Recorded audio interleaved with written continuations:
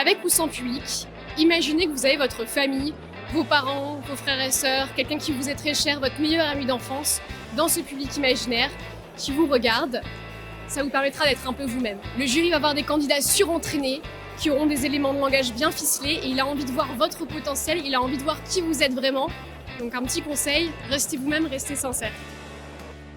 Vous allez avoir à émettre des propositions. Un seul conseil, inspirez-vous de vos expériences associatives, professionnelles, même familiales, pour proposer des choses de concret. Je vous donne mon propre exemple, j'étais inspecteur de la jeunesse et des sports. J'ai eu un sujet sur l'aide alimentaire, j'ai proposé des volontariats de service civique dans les associations, la Croix-Rouge, le Secours populaire, pour que les jeunes aident directement les bénévoles pour alimenter la politique publique. Donc un seul conseil, soyez sincères, soyez vous-même et surtout, parlez de vous et c'est là où vous serez le plus efficace.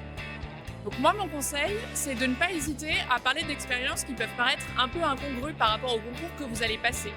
À titre d'exemple, moi j'avais parlé de mon expérience d'auto-entrepreneuse dans l'animation de jeux de société.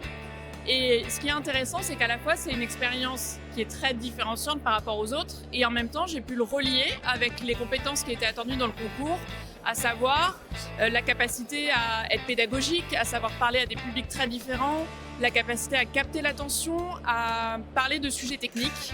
Et donc finalement, c'était pas une expérience qui était si inutile que ça pour le concours qui était visé. Et surtout, je pense qu'à la fin de la journée, c'est aussi ça qui fait que le jury saura se rappeler de vous. Alors un seul conseil, c'est vraiment d'y croire. C'est un concours, c'est pas un examen. Il faut y croire jusqu'au bout, il faut faire toutes les matières comme si c'était vraiment la matière qu'il fallait réussir. Ce concours, il est vraiment exigeant. Donc c'est de travailler jusqu'au bout, et le jour des épreuves, c'est vraiment de donner le maximum de soi et d'y croire un maximum, parce qu'on peut jamais savoir ce qui peut y arriver. On peut être admissible, pas admissible, c'est pas le plus important. L'important, c'est vraiment de donner le maximum de soi-même. Peut-être le conseil numéro 1, c'est rester en bonne santé. Soyez en pleine forme physique. Ça peut paraître secondaire parce qu'on a tendance, avec un programme qui tient sur plusieurs dizaines de pages au journal officiel, de s'enfermer dans une bibliothèque et de lire. Il faut s'aérer. Il faut avoir un cerveau bien aéré, bien irrigué, il faut boire, et toujours plus performant pendant les épreuves écrites et orales. Donc je pense que ce serait vraiment le premier conseil que je donnerais, ne pas s'étouffer derrière des dizaines et des dizaines de pages de décrets ou de théories économiques.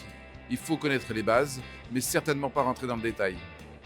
C'est de prendre le temps de respirer entre les écrits et les oraux du concours pour arriver vraiment aux oraux frais et en pleine forme et pouvoir être vous-même et livrer vraiment votre personnalité.